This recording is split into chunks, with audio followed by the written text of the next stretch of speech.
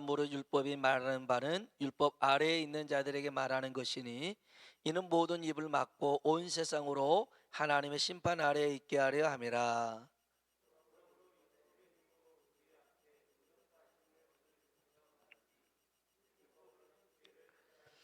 이제는 율법 외에 하나님의 한 의가 나타났으니 율법과 선지자들에게 증거를 받은 것이라.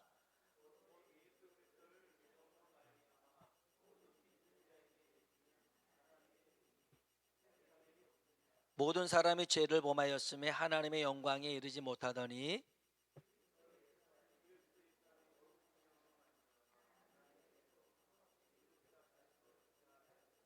이 예수를 하나님이 그의 피로써 믿음으로 말미암는 화목제물로 세우셨으니 이는 하나님께서 길이 참으시는 중에 전에 지은 죄를 간과하심으로 자기의 의로우심을 나타내려 하심이니 같이요.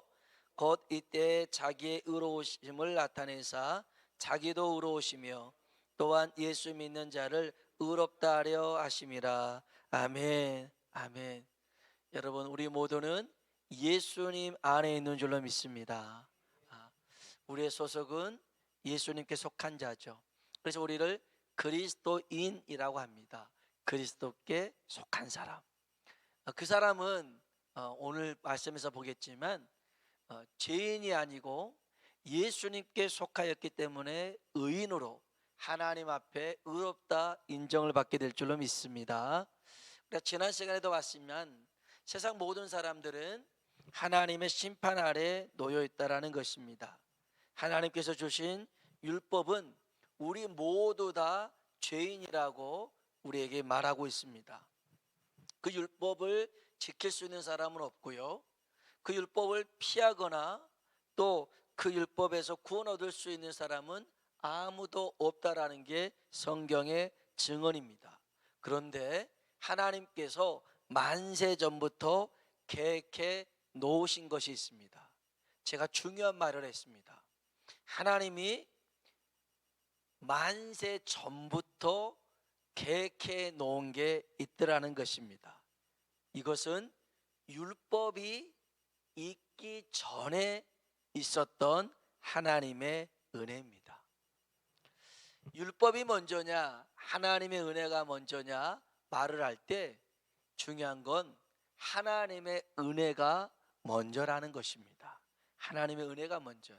우리는 나중에 예수님을 통해서 우리에게 은혜가 주어졌다라고 하지만 실은 하나님의 은혜가 먼저 됐는데요. 이것을 성경에 하나님의 의라고 얘기하고 있습니다. 자, 21절, 22절을 한번 읽어보겠습니다. 21절, 22절 읽어볼까요?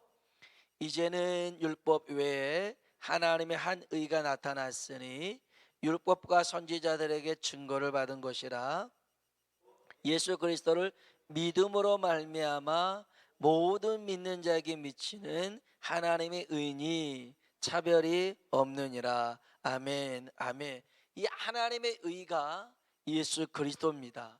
이 예수님이 어떻게 하나님의 의가 되어서 우리 가운데 나타났느냐, 여기 우리가 지난 시간에도 봤습니다마는 여기 24절에 그리스도 예수 안에 있는 속량으로 말미암아 하나님의 은혜로 값없이 의롭다 하심을 얻은 자 되었다라고 했습니다. 우리 지난번에 속량이라는 헬라어 테텔레스타이라는 말을 우리가 들었는데 값을 다 지불했더라는 겁니다. 모든 값을 다 지불했어요.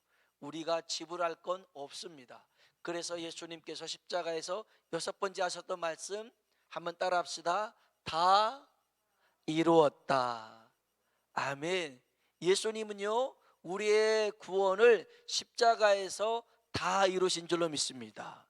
우리의 죄의 문제, 우리의 영혼의 문제, 우리의 질병의 문제, 삶의 모든 문제를 예수님은 십자가에서 테텔레스타이 다 지불했더라는 겁니다. 다 이루셨어요. 이것을 속량이라고 합니다. 그래서 예수 안에 있는 자에게는 더 이상 내가 값을 지불할 필요가 없어요. 죄값을 지불할 필요가 없어요. 왜냐하면 예수님이 다 해결하셨으니까. 그런데 여기 24절에도 하나님의 은혜로 값없이 주셨다라는 겁니다. 값없이, 조건 없이 줬습니다. 공짜로 줬습니다. 거저 줬습니다. 하지만 실제로는 엄청난 대가를 지불하셨죠. 예수님이 하늘 영광 보좌를 버리고 인간의 모습으로 오셔서 우리보다 더 낮은 모습으로 십자가에 죽으셨습니다. 자, 오늘은요, 하나님께서 이처럼 구원의 계획을 세우신 이유가 뭘까? 율법을 다 지키지 못함으로 말미암아 심판받을 사람들인데 왜 하나님은 이런 우리를 위해서 구원의 계획을 세워두셨는가? 이것을 26절에 두 가지 이유가 나타납니다. 26절 같이 한번 읽어보겠습니다. 곧 이때에 자기의 의로우심을 나타내사 의로우시며 또한 예수 믿는 자를 의롭다 하려 하심이라. 아멘. 아멘. 하나님께서 왜 우리를 구원하셨느냐? 왜 우리를 향한 구원의 계획을 오래전부터, 창세 전부터 품고 계셨느냐? 그 첫 번째로는 하나님께서 자신의 의로움을 나타내기 위하여 우리를 구원하신 줄로 믿습니다. 예전에요, 이런 신학자가 있었습니다. 이런 목회자가 있었습니다. 지옥은 없다. 신학교에서 신학을 가르치는 교수가, 교회에서 성도들에게 말씀을 전하는 목사가 지옥은 없다라고 말했습니다. 근데 지금도 그렇게 말하는 이들도 있습니다. 그들의 주장은 이렇습니다. 어떻게 하나님이 자신이 만든 피조물을 심판할 수 있느냐는 거죠.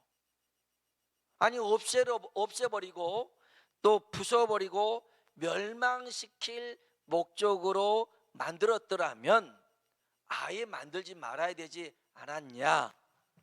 하나님이 세상을 심판하려고 창조하셨다?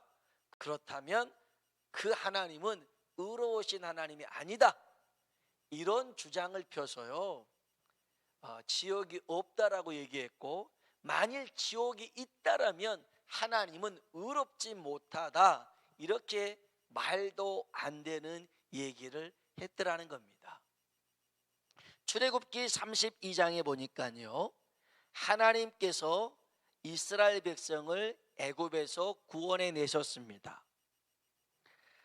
근데 이 이스라엘 백성들이 하나님을 버리고 금송아지를 숭배하는 사건이 32장에서 나옵니다. 이 출애굽기 32장이 어떤 내용이냐면, 모세는 그 전에 시내산 꼭대기에서 하나님께 율법을 밟고 있었습니다. 그런데 모세가 안 보이니까 그 시내산 자락에 있던 사람들이 금송아지를 만든 거였습니다. 율법이 뭡니까? 하나님과 동행하는 방법입니다. 광야에서 어떻게 하면, 아니 저 가나안 땅에서 어떻게 하면, 아니 자손 대대로 어떻게 하면 하나님과 함께 동행할 수 있을까? 달리 얘기하면 하나님과 결혼할 준비를 하고 있는 거였습니다. 이스라엘 백성들이. 모세가요, 그 하나님과 그 결혼할 준비를 하면서 하고 있는데, 밑에 있었던 이스라엘 백성들은 하나님과 결별할 준비를 하고 있었던 겁니다. 하나님과 이혼할 생각을 하고 있었다는 겁니다. 하나님은 하나님의 백성들과 함께 살고 싶었지만 하나님의 백성들은 오히려 하나님을 떠날 생각을 품고 금송아지를 만들었더라는 겁니다.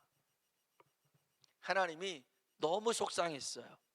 그래서 모세에게, 야, 내가 이들을 진멸할 거야. 그리고 너로 큰 나라를 세울 거야 라고 얘기를 합니다. 이때 모세가요, 하나님 앞에 기도합니다.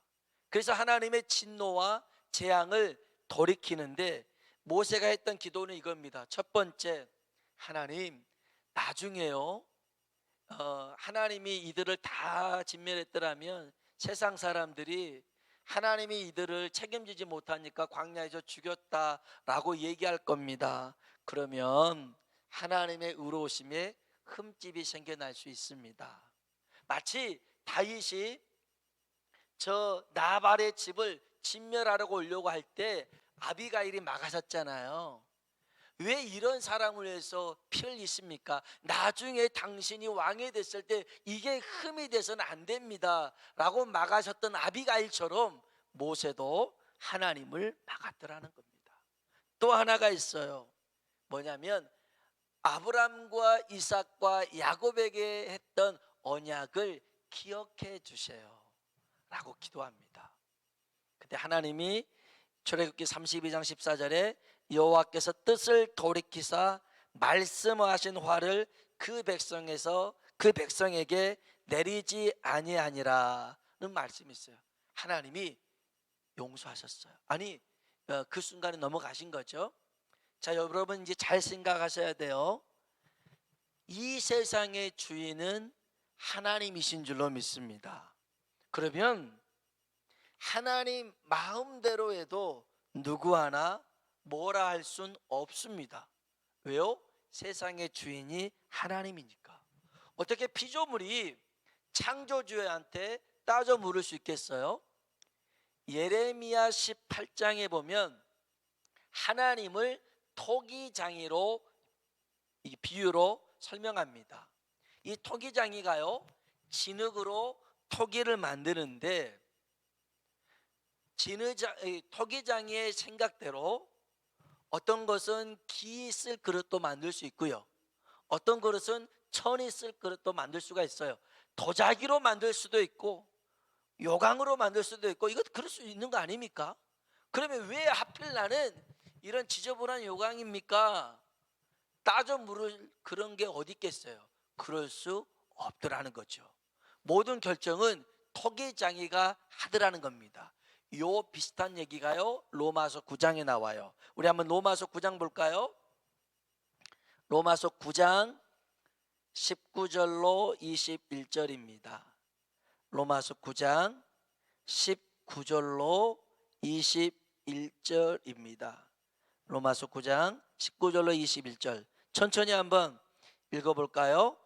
혹 내가 내게 말하기를 그러면 하나님이 어찌하여 허물하시느냐, 누가 그 뜻을 대적하느냐 하리니, 이 사람아 내가 누구이기에 감히 하나님께 반문하느냐, 지음을 받은 물건이 지은 자에게 어찌 나를 이같이 만들었느냐 말하겠느냐. 토기장이가 진흙 한 덩이로 하나는 기 있을 그릇을 천 있을 그릇을 만들 고난이 없느냐. 아멘. 하나님은 충분히 그렇게 할 수 있더라는 것입니다. 그렇잖아요.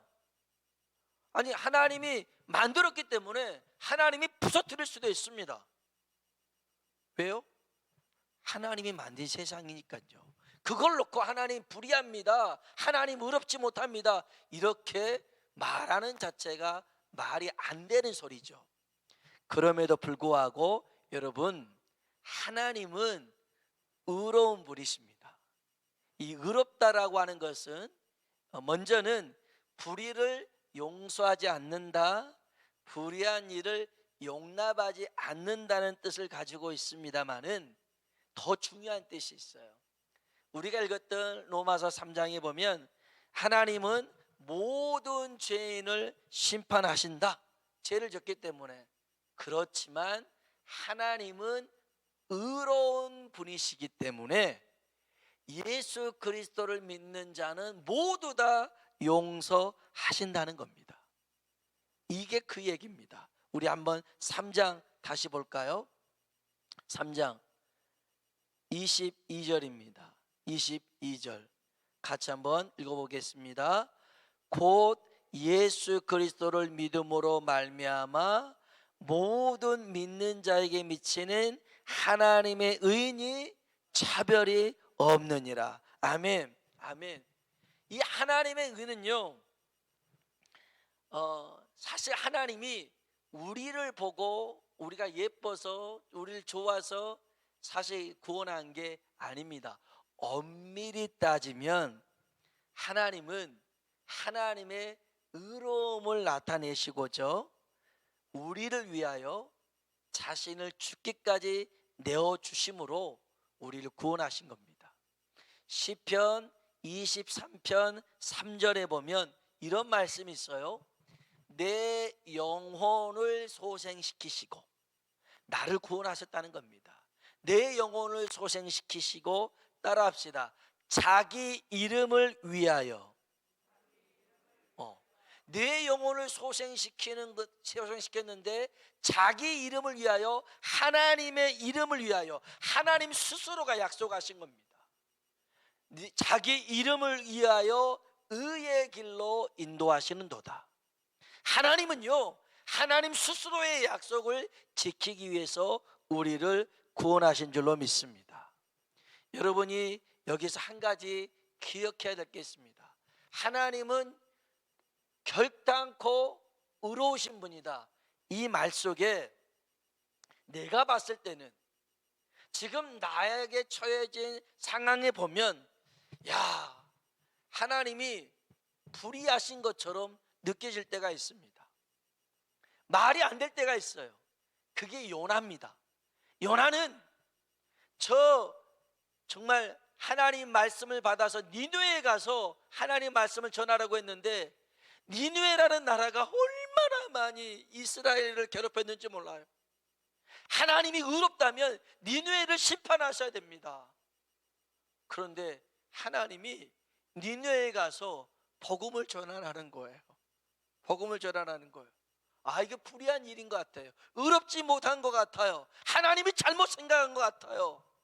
그런데 하나님은 이스라엘 하나님만이 아니라 모든 자의 하나님인 줄로 믿습니다. 하나님이에요. 그래서 그들도 하나님 앞으로 돌아오길 원하시더라는 것입니다. 누차 얘기합니다. 여러분, 불교에 다니는 사람, 절에 다니는 사람은 우리의 적이 아닙니다. 스님도 우리의 적이 아니에요. 천주교도 마찬가지고요, 이슬람교도 마찬가지고요. 십자가 전쟁 아닙니다. 정말 그것은 인간의 욕심에서 기인된 일이고요. 하나님은요, 모든 사람이 구원 얻기까지 기다리시는 하나님이신 줄로 믿습니다. 그래서요, 그 의로우신 하나님 앞에 우리가 기억해야 될 것은, 지금 나한테 절대 절망의 상황이 주어졌다 할지라도 하나님은 의롭습니다 고백할 수 있는 우리들의 믿음이 되길 주의 이름으로 축복합니다. 한국 땅에 최초의 순교자가 된 로버트 토마스라는 선교사님 얘기입니다. 이 선교사님은 목사님 아들로 태어났어요. 런던 대학 뉴 칼리지를 졸업을 했습니다. 23살에 아내와 함께 선교사로 중국 상해로 떠납니다. 그런데 아내 캐롤라인이 그 중국에서 병들어 죽습니다. 낙심이 됐어요. 그래서 선교회를 떠나죠. 그리고 청나라 세관에서 통역관으로 근무를 합니다. 이 토마스라는 청년이 이제. 근데 거기서 조선인 두 사람을 만나요. 조선 말을 배웁니다. 그러다가 조선 선교에 대한 비전을 품어요. 그리고 복음을 전하기 위해서 제너럴 서머너를 타고 대동강에 올라옵니다. 그런데 평양 감사였던 박규수라는 사람이 그 제너럴 서머너를 폭파시키죠. 그래서 이 토마스 선교사님도 붙들었습니다. 그리고 1866년 9월 2일 27살 젊은 나이로 이 토마스 선교사님은 죽습니다. 이건 참 불의하잖아요. 아니, 복음을 위해서 중국 땅에 왔다가 아내 죽고, 그래서 이제 그만두려고 했는데 조선 사람 만나서 말 배우다가 조선의 비전을 품고, 복음 전하라고 왔는데 복음 전하지도 못하고 그 배에서 붙잡혀서 그 대동강 참변에서 참수를 당하는, 이런 말도 안 되는 일, 하나님이 살아계신다면 이럴 수가 있습니까? 라고 따져 물을 수 있겠죠. 그런데 이 토마스 선교사님이 죽을 때에 성경책을 거기에 있는 사람들에게 뿌립니다. 그때 12살 먹었던 채치량이라는 이 소년이 이 토마스 선교사님이 던진 책 3권, 이제 그 한글로 된 3권을 가지고 옵니다. 그리고 그 박영식이라는 사람에게, 갈리에게 줍니다. 근데 이 박영식이라는 사람이 성경을 보고선 뭐 내용인지도 모르니까 마침 벽에 그 문에 구멍이 나가지고 그 성경 찢어가지고 다 벽에다 발라놨어요. 그런데 어느 날 조카가 놀러 왔는데 벽에 뭐가 붙었는데 무슨 희한한 내용이 적혀 있어요. 근데 그 조카가 읽다가 은혜를 받은 겁니다. 그리고 예수를 믿게 됐어요. 그리고 그 조카가 이제 회심을 해서 평양 숭실 전문대를 졸업하고 성서 번역위원으로 성경 번역하는데 큰 인물이 됩니다. 근데 여기서 중요한 한 가지가 있는데요, 이 토마스 선교사님을 참수했던 사람이 박춘권이라는 군인이었습니다. 강군이었습니다. 박춘권이 참수를 합니다. 근데 이제 이 박영식이라는 이 아까 그 성경책을 가지고 왔던, 성경책을 발랐던 그 집은 나중에요, 이제 이 집이 널다리라는 교회가 됩니다. 그리고 평양 대붕운동의 장소가 됩니다. 근데 이 널다리 교회에서 이제 예배 시간이 되면 딸랑딸랑 종을 치잖아요. 종을 칠 때마다 이 토마스 선교사님을 죽였던 그 박춘곤이라는 사람이 너무너무 그 종소리가 자기를 너무너무 찔리더라는 거예요. 애몬 사람 죽인 것 같고 내가 잘못한 것 같고. 그래서 마펫이라는 선교사님이 여기 교회에 있었는데 이 박춘곤이라는 사람이 이 선교사님에게 와가지고 이제 내가 예수를 믿게 돼, 내가 잘못했다라고 해서 나중에 그 교회의 영수라는, 지금으로 말하면 한 간사 정도라는 그 일을 하면서 평양 부흥에 큰 초석이 됩니다. 중요한 것은요, 이 토마스 선교사님이 한 사람에게도 전도 못하고 성경 몇 권 던졌는데 이 일로 교회가 세워지고 이 일로 평양 부흥이 일어나고 19년 후에는 언도우도와 아펜젤러 선교사님이 정식으로 조선 땅을 밟게 됩니다. 여러분, 이 토마스 선교사님이 믿었던 하나님은 의로우신 하나님이신 줄로 믿습니다. 의롭다는 말은요, 내 길이 막혔어도 하나님께서 그 길을 열어가신다는 뜻입니다.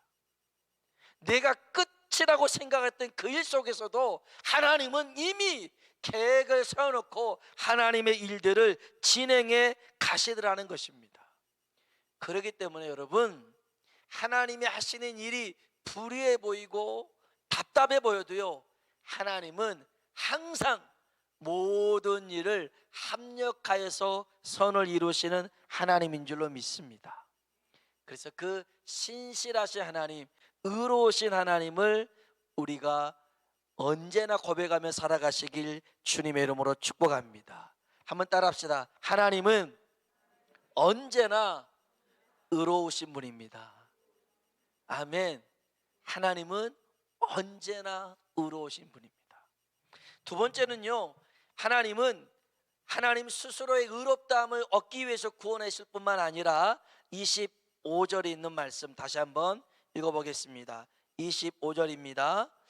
이 예수를 하나님이 그의 피로써 믿음으로 말미암는 길이 참으시는 중에 지은 죄를 간과하심으로 자기의 의로우심을 나타내려 하심이니. 아멘. 아멘. 이건 우리만이 아니라 또다시 26절 한번 읽어볼까요? 곧 이때에 자기의 의로우심을 나타내사 자기도 의로우시며 또한 예수 믿는 자를 의롭다 하려 하심이라. 아멘. 아멘. 우리를 구원하시는 것은 하나님을 의롭다 하는 것뿐만 아니라 여기 예수 믿는 자를 의롭게 여기시는 그런 구원의 계획을 세우셨습니다. 어떤 상황 속에서 세웠냐면 25절에 보니까요, 여기 보니까 이는 하나님께서 길이 참으시는 중에, 아멘, 하나님이요 우리를 향해서 참으셨습니다. 어떻게 참으셨냐면 길이 참으셨어요. 수십 년, 수백 년, 수천, 수만 년을 참으신 게 아니라 그보다 오랜 세월을 참으셨습니다. 하나님이 우리를 향해서 참았는데 내가 잘못하고 실수하고 내 마음대로 살아도, 심지어 하나님을 원망하고 저주해도 하나님은 참으셨습니다. 왜 참고 있었을까요? 간혹 부모님들이 아이들한테 야단칠 때가 있죠. 이것 좀 해. 그리고 세게 셀 동안에 하나 둘 셋 세잖아요. 그때 말 안 들으면 체벌하겠죠. 그러면 하나님이 우리를 참으신 이유가 우리를 징계하고 벌하고 심판하려고 참은 게 아니라, 다시 보세요. 25절 읽어봅시다. 이 예수를 하나님이 그의 피로써 믿음으로 말미암는 화목제물로 세우셨으니 이는 하나님께서 길이 참으시는 중에 전에 지은 죄를 간과하심으로 자기의 의로우심을 나타내려 하심이니. 아멘. 여기서 죄를 간과하셨다, 이게 중요한 단어입니다. 간과하셨다는 것은 덮어줬더라는 겁니다. 덮어줬어요. 가려준 겁니다. 하나님은요 오래 참으시면서 우리의 허물과 죄를 덮어주기 위하여서 기다리신 분이라는 겁니다. 무슨 말입니까? 하나님이 우리에게 오래 참으심은 우리를 용서하기 위함이요 우리를 회복시키기 위함인 줄로 믿습니다. 이게 달라요. 이게 다릅니다. 하나님은 우리에게 심판하시려고 그렇게 참고 기다리신 게 아니라 우리를 용서하시려고 구원하시려고 기다리신 하나님, 이 하나님이 의로우신 하나님인 줄로 믿습니다. 그래서요 하나님이 율법으로는 구원 얻을 수 없는 우리를 은혜로 구원하시려고 예수님을 이 땅에 보내신 것은 하나님이 의로우신 분이다, 이것을 나타내기 위함이고, 그 예수를 믿는 우리를 의롭다 하기 위하여서 하나님이 지금도 그 때를 미루시며 기다리신 줄로 믿습니다. 여러분, 하나님은요 의로우신 하나님이신 줄로 믿습니다. 그 이름을 믿는 자, 그 이름을 부르는 자에게 주의 구원을 허락하실 줄로 믿습니다. 우리 한번 찬양을 부르실까요? 아까 불렀던 복음성가입니다. 슬픈 마음이 있는 자, 몸과 영혼 병든 자, 우리 한번 이 찬양